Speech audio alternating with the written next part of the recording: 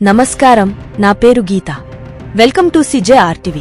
తాజా వార్తల విషయానికి వస్తే, తెలంగాణలో ఎమ్మెల్సీల నియామకాలపై రాష్ట్ర ప్రభుత్వానికి ఎదురు దెబ్బ తగిలింది. శాసనమండలిలో గవర్నర్ కోటాలో 2 సభ్యుల నియామకానికి సంబంధించి తీర్పును వెల్లడించింది. బీఆర్ఎస్ ప్రభుత్వ హయాంలో నియమించిన దాసోజు శ్రవణ్, సత్యనారాయణల నియామకాన్ని కొట్టివేసే అధికారం గవర్నర్కు లేదని హైకోర్టు పేర్కొంది. కేబినెట్కు తిప్పి పంపాలి తప్ప తిరస్కరించకూడదని అభిప్రాయపడింది.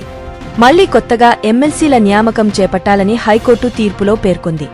మరోసారి ఎమ్మెల్సీల పేర్లను మళ్లీ కేబినెట్లో ప్రతిపాదించి గవర్నర్కు పంపాలని హైకోర్టు ఆదేశించింది. అలాగే తెలంగాణ హైకోర్టు కాంగ్రెస్ ప్రభుత్వం గవర్నర్ కోట ఎమ్మెల్సీలు కోదండరాం, ఆమీర్ అలీఖాన్ల నియమిస్తూ జారీ చేసిన గెజిట్ను కూడా కొట్టేసింది. హైకోర్టు తీర్పు ప్రకారం రేవంత్ సర్కార్ మరోసారి ఎమ్మెల్సీల నియామకం చేపట్టాల్సి ఉంటుంది. బీఆర్ఎస్ ప్రభుత్వం అధికారంలో ఉన్నప్పుడు గవర్నర్ కోటాలో ఎమ్మెల్సీలుగా దాసోజు శ్రవణ్, సత్యనారాయణను కేబినెట్ నామినేట్ చేసింది.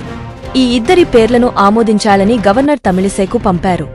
గవర్నర్ మాత్రం ఈ 2 పేర్లను తిరస్కరించారు.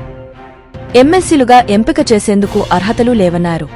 దీంతో నియామక ప్రక్రియ అక్కడే నిలిచిపోగా, ఇంతలో గతేడాది ఎన్నికలు జరగ్గా బీఆర్ఎస్ ఓడింది.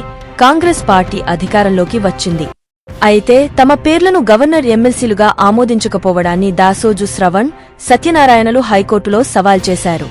గత బీఆర్ఎస్ ప్రభుత్వం ఆర్టికల్ 171 ప్రకారం తమను ఎమ్మెల్సీలుగా నామినేట్ చేసిందని పిటిషన్లో కోర్టుకు వివరించారు.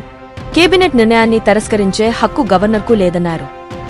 హైకోర్టులో ఈ పిటిషన్పై విచారణ కొనసాగుతోంది. ఇంతలో ప్రొఫెసర్ కోదండరాం, ఆమీర్ అలీఖాన్ పేర్లను కాంగ్రెస్ ప్రభుత్వం గవర్నర్ కోటాకు ప్రతిపాదించింది. ఈ సిఫార్సుకు గవర్నర్ ఆమోదం తెలిపారు. హైకోర్టులో తమ పిటిషన్ పెండింగ్లో ఉండగా గవర్నర్ కోటా ఎమ్మెల్సీలను ఆమోదించడంపై దాసోజు శ్రవణ్, సత్యనారాయణ హైకోర్టును ఆశ్రయించారు. ఈ పిటిషన్పై తదుపరి విచారణ వరకు ఎమ్మెల్సీల ప్రమాణ స్వీకారం చేపట్టొద్దని హైకోర్టు ఆదేశించింది.